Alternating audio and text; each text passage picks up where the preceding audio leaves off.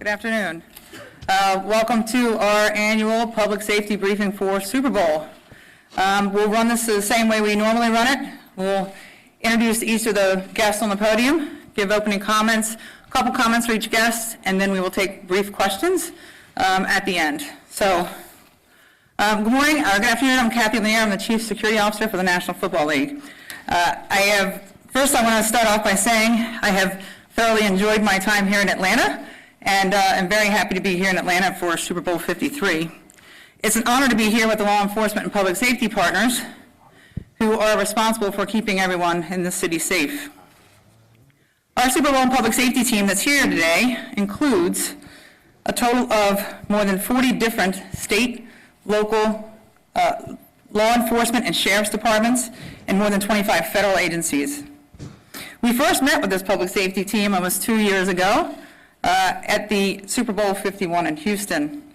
If we remember that first introduction and get together, but many of the federal agents that are here are local agents that are stationed here year round and are in lengthy partnerships with the state and local law enforcement. The safety of the fans that attend Super Bowl and the related events is our #1 priority. Let me say this about this team. Even through the federal shutdown, we never missed a beat. It was obvious to us all through this that their dedication to the mission was very clear. As a former police officer, I want to thank all of our law enforcement and public safety partners for the hard work that they do every day to keep us safe. Because of their work, the fans can come here and enjoy all the events going on for Super Bowl week and through Super Bowl Sunday. The coordination of events with our public safety partners and the Atlanta Host Committee has been outstanding. The resources, expertise, sharing of information, and dedication to planning this Super Bowl has been phenomenal. Joining me up on the stage today is the Secretary from Homeland Security, Nielsen, Nick Annan, Atlanta Special Agent in Charge, U.S. Department of Homeland Security, Erica Shields, Chief of Police in Atlanta, Chris Hacker, FBI Atlanta, Randall Slaughter, Chief of Atlanta Fire and Rescue, Mark McDonough, Commissioner of the Georgia Department of Public Safety, Scott Dutton, Interim Director, Georgia Bureau of Investigations, and Homer Bryson, Director of Georgia Emergency Management and Homeland Security Agency. You're going to hear from all of those partners today, briefly, but before I get into that, I want to share a few of our security highlights from the NFL going forward to the Super Bowl. So first and foremost, I want to remind people that the Super Bowl is a no-drone zone. We have tried to message this as loud and clear as possible, but in support of the Super Bowl 53, law enforcement and our FAA partners have issued a temporary flight restriction that will go into effect beginning on January 31st and last through the end of the day on Super Bowl Sunday, February 3rd. Drone operators could face civil penalties and potential criminal prosecution for violation of these flight restrictions. We want everyone to come and have an awesome time and see this amazing venue, but we also want you to leave your drones at home. For more information about the flight advisory and TFR, please visit www.faa.gov. So, for game day, come early. Come early. You've seen the security perimeter. It's a large perimeter. We've got over 7 miles of fencing. So, while the kickoff is at 6:30, our gates open at 2 o'clock. There's lots of activities going on inside the perimeter, so when you come through the gates, once the gates open, there is Fan Plaza that will be open and active. Super Bowl Experience will be open on game day from 2 until 5 for ticket holders. So if you are a ticket holder, you can come into the Super Bowl Experience beginning as early as 2 o'clock through 5 o'clock. Again, that's for ticket holders only. Entertainment, plenty of entertainment inside, even inside of the stadium. When you make your way into the stadium pregame. A quick reminder that the clear bag policy as part of all Super Bowl games is in effect, so clear bags and small clutches are the only things that are allowed. Recommending you bring as little with you as possible when you come through security. Volunteers. Our host committee has been amazing, has done a great job with their volunteer program. If you have any questions or looking for directions, make sure reach out to the Super Bowl volunteers. They're all up and down the streets and throughout the venues in red and white, so you can't miss them. The best advice I can give you on getting around in Georgia and in Atlanta is move like a local. MARTA. MARTA is the best way to travel to downtown Atlanta with parking available at select stations. Expanded schedules and increased frequency of trains going to and from the Super Bowl campus will be in place. And there are 2 locations that are close to the campus for drop-off, that is Vine City MARTA Station and State Farm Arena. So, know before you go, the host committee has prepared also a comprehensive know before you go document with all the information on parking options, transit, including game day trains, ride sharing, and other locations, to include dressing for the weather, which has been interesting since we got here. That website is atlsuperbowl53.com, so you can find all the information from the host committee there. So at this time, I'd like to bring up to the podium Secretary of Homeland Security, Nielsen, to make comments. Yeah, thank you.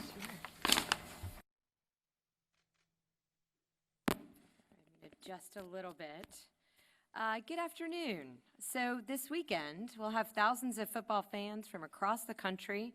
We'll travel here to watch the New England Patriots face off against the LA Rams in Super Bowl 53 here in Atlanta.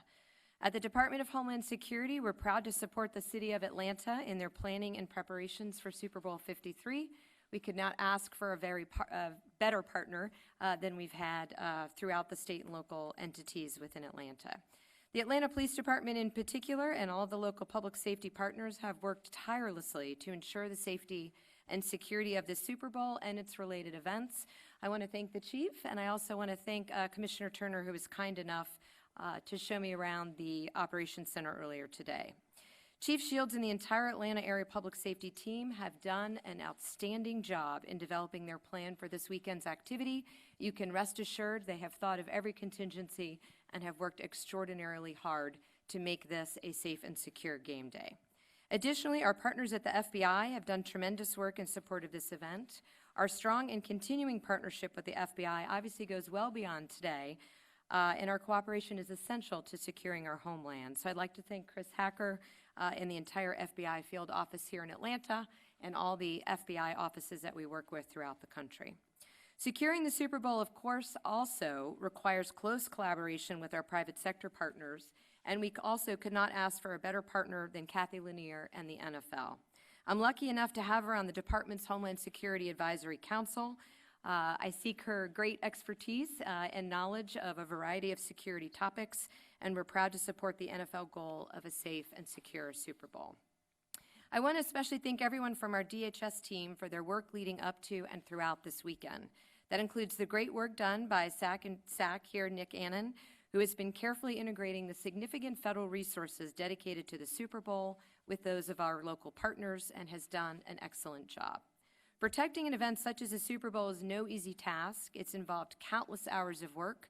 DHS has been part of the planning since 2017 through our locally based federal coordination team. We have about 25 DHS entities involved today, including over 600 DHS personnel. We're integrating another 500 personnel from our interagency partners, and we're providing direct support to local authorities. I'd like to thank all of those for their partnership. Too many to list, but we appreciate all of our federal partners in helping us to support our state and local friends. I want to make clear that despite last month's lapse in funding, DHS employees are and have been committed to keeping our nation and Super Bowl 53 secure. Today I've had the opportunity to meet with the men and women responsible for security here and to review the operations we have in place. Leveraging our authorities across jurisdictional boundaries has significantly enhanced safety while minimizing any potential inconvenience to our fans. Our support comes in 3 broad areas I'll quickly touch on. Happy to go into more detail and questions. First, for assessments and preventive measures, DHS has provided expert counsel and recommendations to all of our partners about protective measures that should be implemented to more effectively secure sites that are supporting this year's Super Bowl.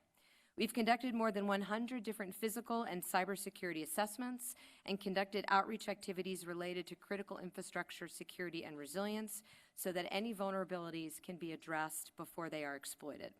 Part of what we bring to bear is our expertise in the tactics and techniques that potential adversaries could bring against events such as these in crowded places and otherwise soft targets. In addition, DHS resources will play an active role in executing operations on the day of the event. For example, TSA, the Coast Guard, Secret Service will be on the ground partnering with local law enforcement to enhance security at Super Bowl-related venues. Whether this is by providing K-9 teams and air assets or augmenting screening, DHS personnel will work side by side with local law enforcement and private sector security officials. A great deal of work has gone into reducing risks and vulnerabilities from any sort of incident, but as we continue to stress to our partners around the country, being prepared if an incident does occur is just as important. We do this in part through free training and presentations about active shooter preparedness, bombing prevention, and incident response communications. These trainings continue to be a powerful resource in mitigating risk and enhancing our overall security and resilience.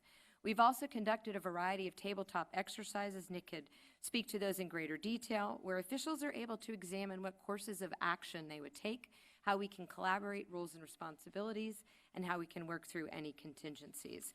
And of course, as we do all this, we continue to do our day-to-day mission at DHS, which includes all the work that ICE, Homeland Security Investigations does in working with local law enforcement partners, the NFL, and other federal agencies to identify and investigate the sale of counterfeit items. They target contraband that impacts the economy, enables criminality, and poses health and safety hazards to the public. I'm proud to announce to date they have already interdicted over 2,000 counterfeit items, and they will continue to stay on the job. We're also ensuring that criminals don't use these events to exploit the most vulnerable among us, so we are conducting proactive human trafficking enforcement operations as we speak, and I'm proud to say thanks to our efforts, we have already rescued 4 victims, made 33 arrests, and have trained businesses and state and local entities to spot the signs of trafficking. As I close, I want to emphasize that while DHS employees work tirelessly to secure this event, fans do continue to be our greatest resource to ensure a safe and secure game day. They serve as the eyes and ears of the public safety officials supporting Super Bowl 53. Public safety is everyone's responsibility, and we need the public to remember, if you see something, say something. Please do report suspicious activity to local law authorities if something does not seem right. You'll see big signs on game day. You can see them now throughout the stadium. There'll be phone and text numbers. If you see something, please do text 69050. I want to thank everyone on stage here for their extraordinary efforts. I want to give my best of luck to both teams, the NFL and to the great city of Atlanta on game day. I look forward to a great day, a great game. And thank you all so much for joining us here today. One of the benefits one of the few benefits I can think about of working in Washington, D.C. for so long is I get to interact with so many different people that now in the NFL I see over and over again. And Nick Annan, who will be up to speak to you next, is one of those. Nick, I've known Nick for some time as his special agent in charge of Department of Homeland Security now here in Atlanta with us for Super Bowl. But Nick's dad used to work with me. So, Nick, you want to come give some comments?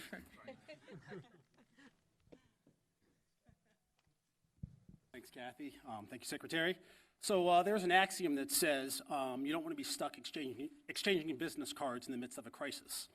And I think I can confidently say that the public safety community here in Atlanta is extremely blessed. We have long-standing relationships that predate our preparations for the Super Bowl, and I'd say confidently that this event has done nothing but make those stronger. So my name is Nick Annan. As said, I am the special agent in charge for Homeland Security Investigations here in Atlanta, and I also have the honor of being the federal coordinator for Super Bowl 53 and leading the federal coordination team. I'll be brief, as this isn't nearly my show. We are here as a result of not only the partnerships between the Department of Homeland Security and the Atlanta Police Department, but also as a part of the collection of the various federal, state, and local agencies that are committed to the safety and security of Super Bowl 53. We hear a lot of talk this week about game planning. The teams involved in this year's Super Bowl are putting together their games plan and preparing for their game day. All the law enforcement and public safety partners involved in securing this year's Super Bowl have been putting together our game plan for the past 2 years. Really, our game day kicked off several days ago, and we continue executing our plan and our plays throughout the week. With respect to DHS's commitment for this event, the numerous DHS agencies involved in Super Bowl 53 have committed in excess of 600 assets, which include special agents, pilots, canine dogs, handlers, advanced cargo and vehicle screening technology, special response teams, magnetometer screening trainers, air assets, mobile command centers, anti-human trafficking and sex trafficking teams, counterfeit ticket and merchandise investigative teams, consequence management, bio-watch screening. You get the idea. So in closing, let me give kudos to this group of law enforcement and public safety professionals.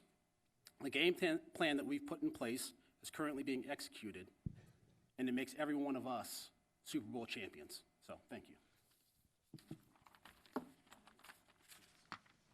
So you heard about all of the threat assessments and tabletop exercises and all the things that we've done to plan for 2 years almost, and the people that have to carry that out are our public safety partners are here, and one of the best leaders of those public safety partners here with us, Erica Shields, Chief of Police.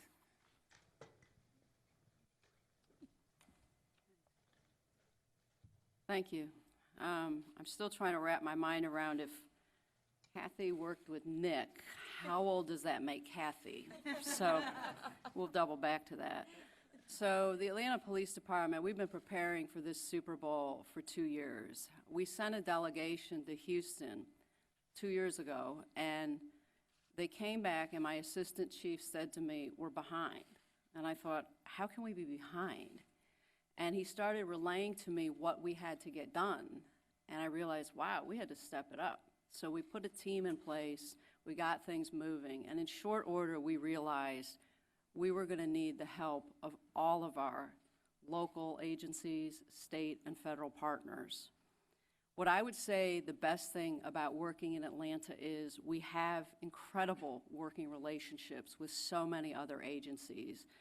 We work collaboratively year-round and genuinely respect one another as individuals. And it changes the dynamic when you go into something and you have respect for the person sitting next to you as a person, and you don't just view them as an entity. This has proved essential as we've prepared for the Super Bowl. We are working with approximately 40 other agencies from both the local, state, and federal level. And our goal is to keep the folks safe. It's very simple. But in addition to what the human talent affords us, we also are relying heavily on technology. And everyone that has come to the table has brought some shape or form of that for us to leverage. You will see over the next upcoming days, as you already should, far greater police visibility. Our officers have been and will continue to be on 12-hour shifts with canceled off days.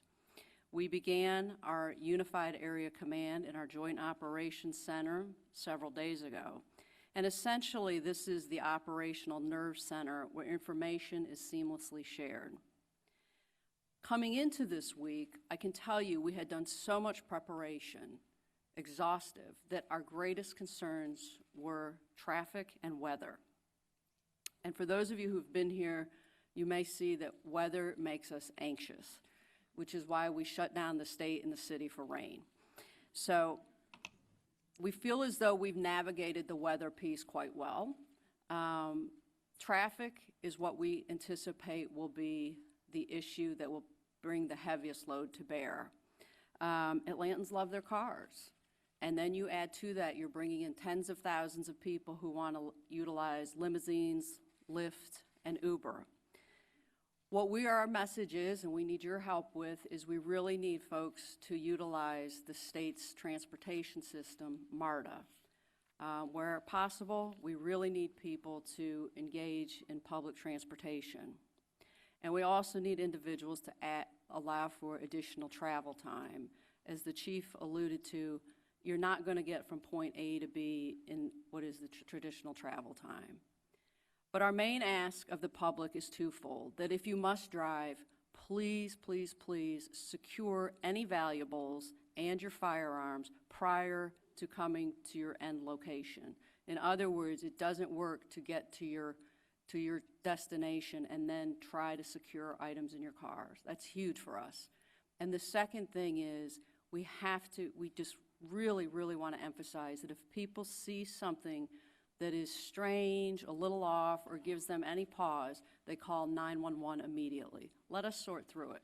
We really are relying on the many thousands of eyes and ears that will be in the city. And lastly, and this is by far the most important thing, enjoy yourself.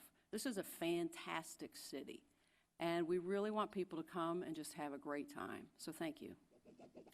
All right, last but not least, Chris Hacker, FBI, Atlanta. Hey, good afternoon.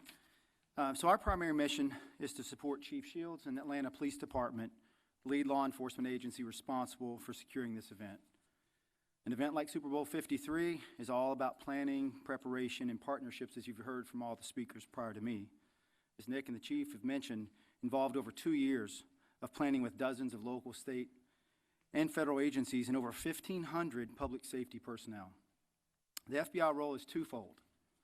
First, we're responsible for coordinating the collection and dissemination of all operational intelligence from both a national and international perspective. And second, we're responsible for taking the coordinating lead in the event of an act of terrorism or any crime that rises to the federal level. Our Intelligence Operations Center, comprised of local, state, and federal agencies with over 100 personnel, has been operational 24/7 since January 25th and will be operational through February the 5th. Beginning tomorrow, our Crisis Response Joint Operations Center will be staffed by analysts, professional staff, and special response teams, also 24/7. In closing, I want to assure the public that we have planned for this to ensure nothing happens.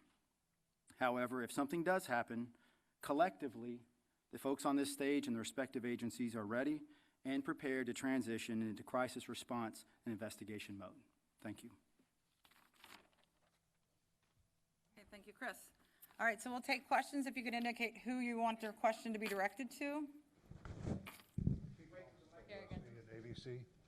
I just wanted to ask about the possibility of threats that have been issued against or that you perceive against the Super Bowl, credible threats.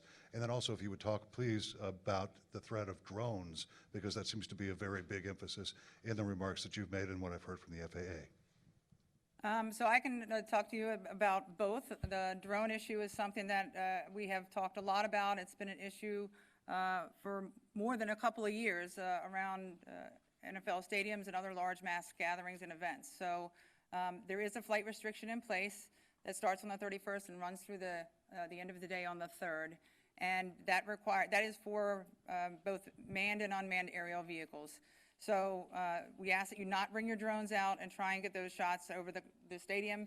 There are large crowds of people, and if something goes wrong with these drones, first and foremost, if something goes wrong with these drones, it could cause some injury. Secondly, we don't know what is, with the restriction in place, we don't know what is a hobbyist who's just misguided or what could be something more significant. So we appreciate you just abiding by the flight restriction. We have no credible or specific threats that have been brought to our attention pertaining to Super Bowl. And if there was ever anything that is surfaced, we have a partnership here with DHS and FBI and our other federal partners, and those will be briefed out to us immediately, and the public safety team would be prepared. Yes? Morris Diggs with Fox 5 here in Atlanta. At the risk of being oversimplistic, if something significant happens, who calls the shots? So I would say this. There are designated roles for lead agency depending on what the nature of the incident is. Life safety incidents that are going on, the fire department is going to be the lead. If there is an act of terrorism, then the FBI is going to be the lead. We are collectively working in a unified command, but we have operated through and we have actually tested through our tabletop planning and our exercising who calls the shots in different types of scenarios and how they unfold. So we have coordinated that amongst all the partners. They all know their roles, and it just, it depends on what the situation is. Great question. Hi, Meredith Wells with Atlanta Magazine. My question is for Chief Shields. I received a tip this morning that some people are saying that they've had boots put on their cars, not from any official organization, just from scammers trying to get money from them. I was just wondering if APD had had any reports of this happening and what people should do if they feel that they are the victim of a scam such as this. We did get media inquiries to that, but we didn't actually have any reports of anyone being a victim. So I think at this point, I would just recommend they call 911 so we can go out and assist the individual. Ms. Nielsen, locally, we've covered a lot about human trafficking. Could you give us those numbers again, and are you able to elaborate any on those incidents? Yeah, I'm happy to, and then I'd also like to turn it over to Nick, but just to give you a perspective of how active HSI is in this area, last year they rescued 1,600 victims nationwide of human trafficking and made over 300 arrests. To date, they rescued 4 victims and have 33 arrests. As you know, unfortunately, some of these are networks. So part of what HSI does is work with our other federal partners to take down the entire transnational criminal organization. But we do have a victim focus, and we make sure that we provide services. But Nick, if you want to talk about any specific examples you can that are not law enforcement sensitive, please feel free. So what I'd say to that is simply that our operations are continuing. So I won't go specifically into what we're doing because we plan to run those operations throughout the rest of the Super Bowl. We've been up and running for the last 4 days, and those numbers that Ms. Nielsen provided are from the last 4 days of operations, but we plan to continue what we're doing. January is Anti-Human Trafficking Month. So we spent a lot of time on awareness in general. We do that every January. But as part of our Blue campaign, we do work very closely with state and local entities, private sector companies. We get a lot of tips that way. Once we help inform what the signs are of human trafficking, we do start to get those reports, especially around big events throughout the country. So a lot of kudos to HSI for the very, very good work they do in that area.